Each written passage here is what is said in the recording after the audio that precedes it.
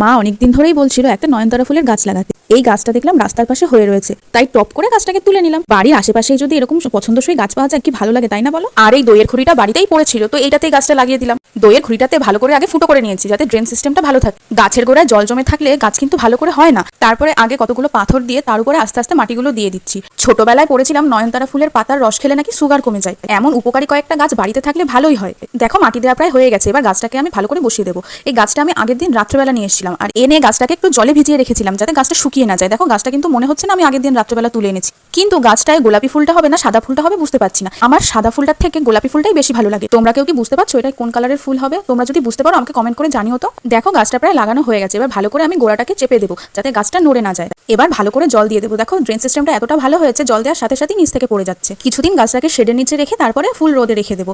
এবার ফুল হওয়ার অপেক্ষা, ফুল হলে তোমাদের সাথে আবার শেয়ার করবো। তোমরাও ভালো ভালো গাছ লাগাও। টাটা, দেখা হবে পরের ভিডিওতে।